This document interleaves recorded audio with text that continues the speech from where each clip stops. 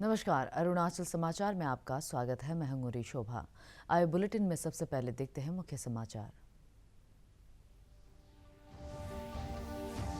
पूर्व प्रधानमंत्री अटल बिहारी वाजपेयी की जयंती के अवसर पर मनाया जा रहा है सुशासन दिवस। दिल्ली के विज्ञान भवन में आयोजित कार्यक्रम में केंद्रीय गृह मंत्री अमित शाह ने कहा, सभी के लिए सभी क्षेत्र में समावेशी विकास के दृष्टिकोण के साथ पारदर्शी सरकार चलाना है सुशासन का अर्थ।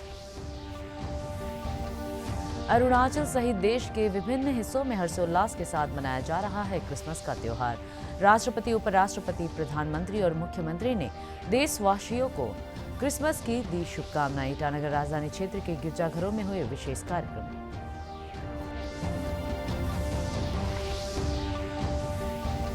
उप मुख्यमंत्री चाउना मैन ने सुशासन दिवस के अवसर पर नामसाई जिले में भाजपा के मंडल कार्यकारिणी की बैठक में लिया हिस्सा। पूर्व प्रधानमंत्री अटल बिहारी वाजपेयी को दी श्रद्धांजलि और देश के विकास में उनके योगदान को किया याद।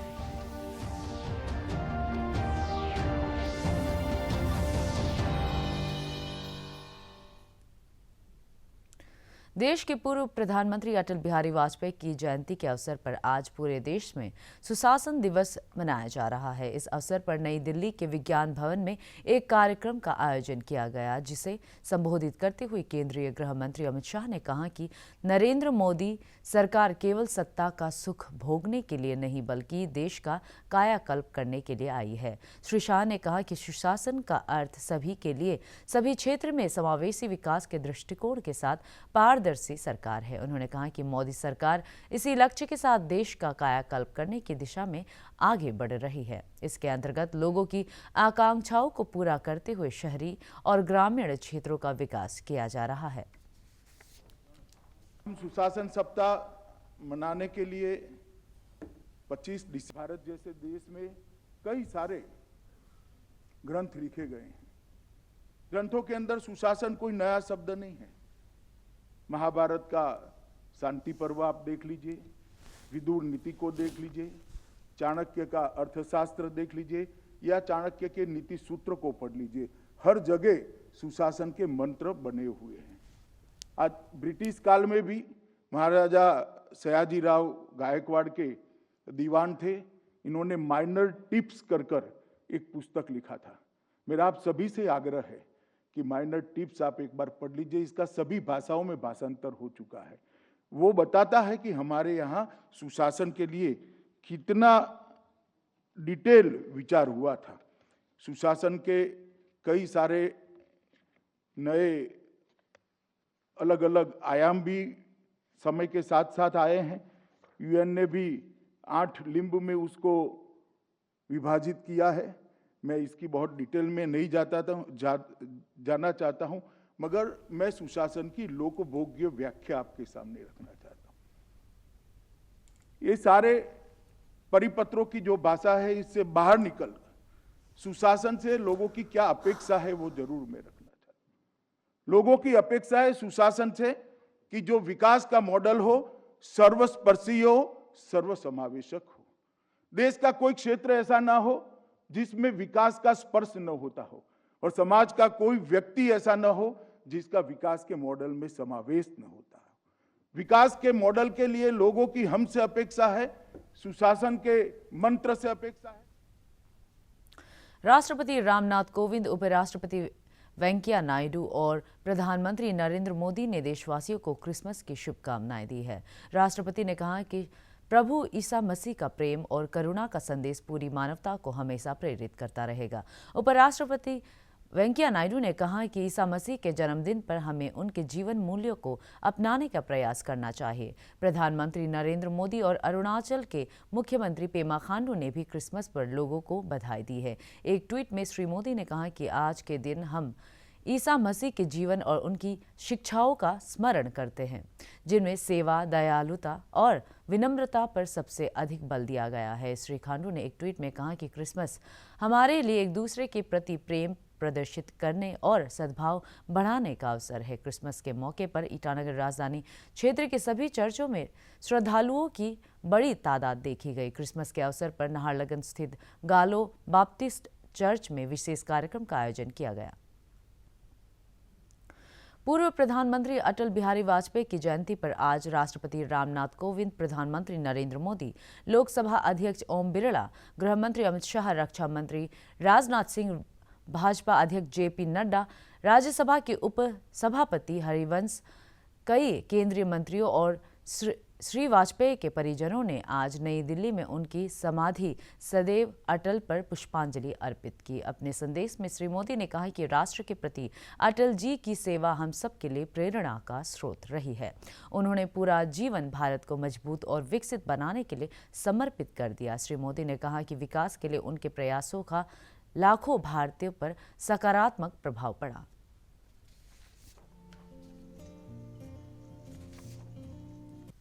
राज्य के उप मुख्यमंत्री चाउना मैन ने आज सुशासन दिवस के अवसर पर नामसाई जिले में भाजपा की मंडल कार्यकारिणी बैठक में हिस्सा लिया। इस कार्यक्रम में उप मुख्यमंत्री ने पूर्व प्रधानमंत्री अटल बिहारी वाजपेयी को श्रद्धांजलि दी और देश के विकास में उनके योगदान को याद किया। इस अवसर पर भाजपा के चौंखम और वारको ब्लॉक के कार्यकर्ताओं के साथ भाजपा के प्रदेश महासचिव चाओ जिग्नू नामचुम और जिला अध्यक्ष सुजाना नामचुम भी मौजूद थे।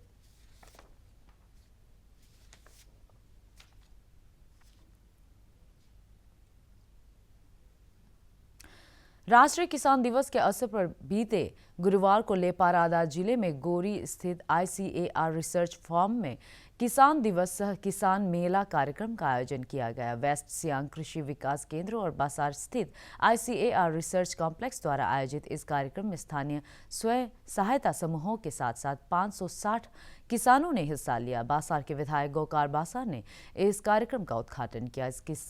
इस किसान मेला में स्वयं सहायता समूहों और कृषि एवं इससे संबंधित विभागों द्वारा 32 एग्जीबिशन स्टॉल लगाए गए थे।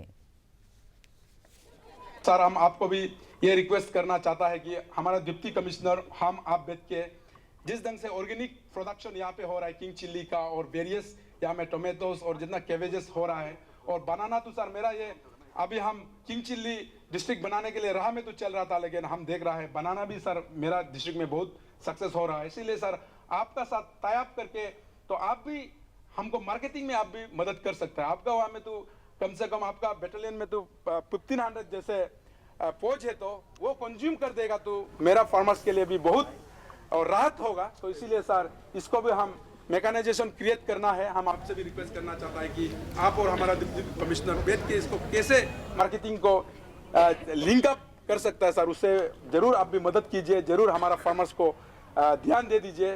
तो लास्टली वंस अगेन मैं सभी को specially joint director ICR H Kolita और डॉक्टर मोलोई और यहाँ का जितना भी स्टाफ्स को मैं थैंक्स देना चाहता हूँ। जिस ढंग से आप रेस्टलेस होके हमारा लेपारादा को किंग चिल्ली हब बनाने का और एग्रीकल्चर में जिस ढंग से आप साथ दे रहा है, मैं तहे दिल से यहाँ का लोकल विधायक होने के नाते आपको थैंक्स देता हूँ। मुझे भी काफ़ी खुशी हुई कि हमारा जो डिस्ट्रिक्ट में आज जो सेल्फ हेल्प ग्रुप और जो एग्रीकल्चर से कैसे आगे बढ़ा जाए, इसके ऊपर में आप लोग काफ़ी ज़ोर ज़ोर से काम कर रहा है और अपने दिल से लगन से काम कर रहा है। मैं उम्मीद करता हूँ कि आपका जो अभी SSG बनने के बाद जिस एंथुसियाज्म से और जिस जोर शोर से जिस जोश से आप काम कर रहे हैं, इसको और आगे बढ़ाएंगे।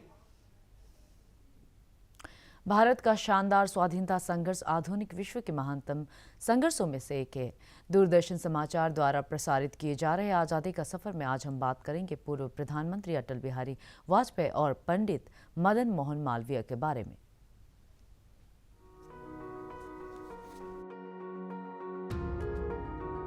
कदम मिलाकर चलना होगा, बाधाएं आती है आए, हृदय प्रलय की घोर घटाए, पांवों के नीचे अंगारे, सर पर बरसे यदि ज्वालाएं, निज हाथों से हंसते हंसते आग लगाकर चलना होगा, कदम मिलाकर चलना होगा। 25 दिसंबर स्वतंत्रता सेनानी, कवि और पूर्व प्रधानमंत्री अटल बिहारी वाजपेयी की जयंती भी है, जिनका जन्म 1924 में ग्वालियर में हुआ था। 1942 में 16 साल की उम्र में वाजपेयी और उनके बड़े भाई प्रेम को भारत छोड़ो आंदोलन के दौरान 24 दिनों के लिए गिरफ्तार कर लिया गया था। वे आर्य समाज की युवा शाखा के सदस्य के रूप में सामाजिक जीवन में सक्रिय थे।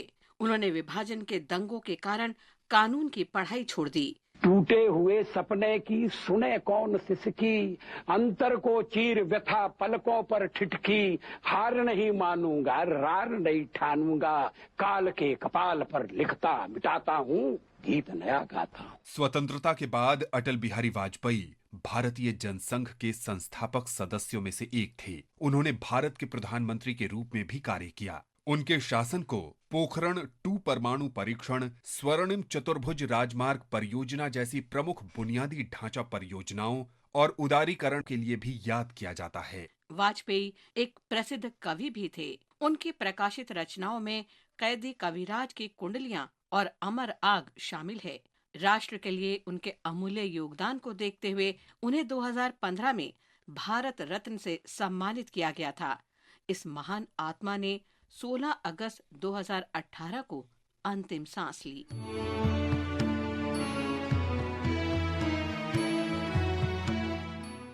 पच्चीस दिसंबर को महामना मदन मोहन मालवीय की जयंती भी है।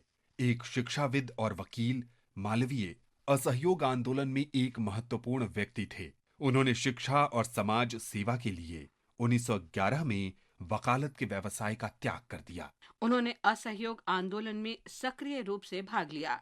1928 में वो साइमन कमीशन के विरोध में लाला लाजपत राय, जवाहरलाल नेहरू और कई अन्य लोगों के साथ शामिल हुए। Simon commission! Simon commission! Bharat माता की जय! सविनय ने अवज्ञा आंदोलन के दौरान उन्हें 1932 में गिरफ्तार कर लिया गया। मालवीय भारतीय राष्ट्रीय कांग्रेस के एकमात्र नेता थे जिन्होंने स्वतंत्रता संग्राम के दौरान 4 बार इसके अध्यक्ष के रूप में कार्य किया। मालवीय 1916 में बनारस हिंदू विश्वविद्यालय के प्रमुख संस्थापक थे।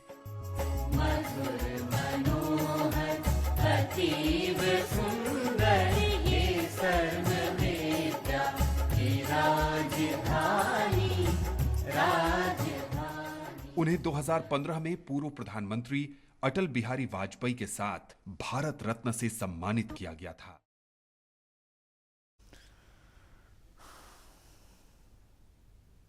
तवांग जिला प्रशासन ने शुक्रवार को थिंगबू सर्कल के तहत आने वाले रोह गांव में सरकार आपके द्वार शिविर का आयोजन किया। एडीसी हेडक्वार्टर लोबसांग सेरिंग ने इस शिविर का उद्घाटन किया। इस शिविर में 29 सरकारी विभागों ने रोह, जांगदा और इसके आसपास के गांव में लोगों को अपनी सेवाएं प्रदान की। शिविर में उपस्थित लोगों को संबोधित करते हुए एडीसी श्री शेरिंग ने सरकार द्वारा मनाए जा रहे सुशासन सप्ताह और प्रशासन गांव की और अभियान के बारे में बताया। उन्होंने सभी विभागों से सरकारी काम को आसान बनाने की अपील की, जिससे आम लोगों को किसी तरह की परेशानी का सामना नहीं करना पड़े। देश भर में मनाए जा रहे सुशासन सप्ताह के तहत वेस्ट सियांग जिले के आलो ईस्ट से विधायक केंतो जीनी ने शुक्रवार को नोंगदिर गांव में जिला हेल्थ सोसाइटी द्वारा आयोजित मेगा हेल्थ कैंप का शुभारंभ किया। मुख्यमंत्री रोगी कल्याण कोष के तहत आयोजित इस हेल्थ कैंप से नोंगदिर, बेयस और दोजी गांव के 250 से अधिक मरीज लाभान्वित हुए। इस अवसर पर श्री जेनी ने लोगों से अपील की कि वे मुख्यमंत्री आरोग्य अरुणाचल योजना जैसी सरकारी स्वास्थ्य योजनाओं का लाभ उठाएं।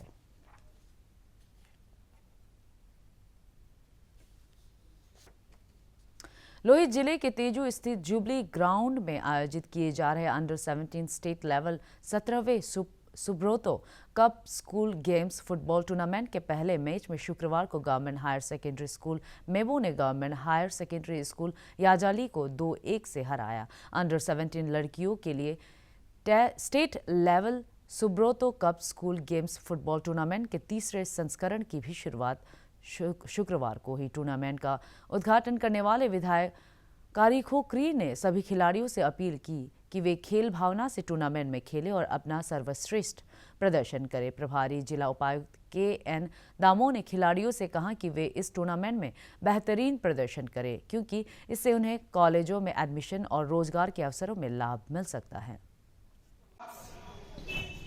लोकल ड्रग्स जो हम लोग का जगह में कानी बोलता है, हम लोग ओपियम बोलता है यहाँ में, और साथ में इंपोर्टेड ड्रग्स, सिंथेटिक ड्रग्स युवा को अंदर अंधाई खोखला करते जा रहा है, खाते जा रहा है। इससे हमको सतर्क रहना है। इससे हमको समाज को, परिवार को हम लोग बचाना होगा, क्योंकि आप आपका जो फाउंडेशन स्ट्रांग होगा तो हमारा देश का फाउंडेशन स्ट्रांग होगा, हमारा प्रदेश का फाउंडेशन स्ट्रांग होगा। इसे नशा सेवन नहीं करना है। मैं कोई डिस्ट्रिक्ट का नाम लेना नहीं चाहूंगा, लेकिन हमारा district one of the most affected district है ये लोहित डिस्ट्रिक्ट। इस खेल से फ्रेंडशिप, इस खेल से हम लोग का टैलेंट को एक्सप्लोर करने का चांस मिलेगा। हम लोग यहाँ देखिएगा ये बच्चा बहुत अच्छा खेल रहा है, कितना डिसिप्लिन से खेल रहा है। कल में स्पोर्ट्स कोटा से आपको सर्विस मैंने मिल जाएगा। आप दिल्ली, बॉम्बे, वर्ल्ड सारा पृथ्वी में आपको खेलने का चांस मिलेगा। आपका नाम सारा देश में, प्रदेश में रोशन होगा। तो इसके लिए खेल कूद को एक मजाक का तौर में नहीं लेना है, बहुत सुंदर से करना है।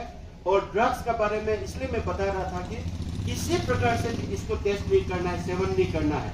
चाहे वो साइंटिफिक ड्रग्स हो, चाहे वो हमारे लोकल ड्रग्स हो, दोनों ही शरीर को, मन को, आत्मा को खा जाता है। हमेशा ध्यान देना है। राष्ट्रीय व्यापी टीकाकरण अभियान के तहत अब तक देश में 141 करोड़ से अधिक लोगों को कोविड रोधी टीके लगाए जा चुके हैं। स्वास्थ्य मंत्रालय ने कहा है कि पिछले 24 घंटे में 66,09,000 से अधिक टीके लगाए गए।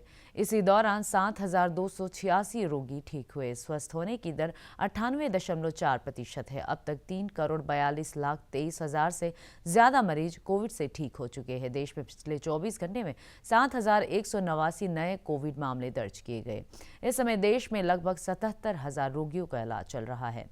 मंत्रालय ने कहा है कि अब तक 67 करोड़ 10 लाख से अधिक कोविड नमूनों की जांच की जा चुकी है। इधर अरुणाचल प्रदेश में पिछले 24 घंटे में कोविड के 2 मामले सामने आए और 1 मरीज स्वस्थ हुए। राज्य में कोविड के सक्रिय मामलों की संख्या 19 है और शुक्रवार को कोरोना जांच के लिए 157 सैंपल एकत्र किए गए। वेस्ट सियांग जिले के आलो मिलिट्री स्टेशन के बैनर तले भारतीय सेना द्वारा संचालित हॉस्पिटैलिटी और एडवेंचर टूरिज्म कोर्स का शुक्रवार को सफल समापन हुआ। 5 इन्फेंट्री ब्रिगेड के कमांडर ब्रिगेडियर पुनीत शर्मा ने प्रतिभागियों को सम्मानित किया और उन्हें अपने हुनर को प्रदर्शित करने के लिए प्रेरित किया। श्री शर्मा ने प्रतिभागियों से अपील की कि वे अरुणाचल प्रदेश में पर्यटन के क्षेत्र में मौजूद संभावनाओं का लाभ उठाएं। अरुणाचल समाचार के आज के अंक में इतना ही। जाने से पहले आप सभी से अनुरोध है कि कोविड-19 के दिशा निर्देशों का पालन करें। हमेशा मास्क लगाएं, बार बार हाथ धोएं और सोशल डिस्टेंसिंग के नियमों को मानें। कोरोना महामारी से बचाव के लिए आपका वैक्सीन लगवाना भी जरूरी है। अगर आप वैक्सीन लगवाने के पात्र हैं तो जरूर लगवाएं। हम कल फिर हाजिर होंगे अरुणाचल और देश दुनिया की खबरों के साथ। चलते चलते आपको बताते कि आप अरुणाचल समाचार हमारे YouTube channel DD news Arunachal पर भी देख सकते हैं। देखते रहिए अरुण प्रभा। नमस्कार।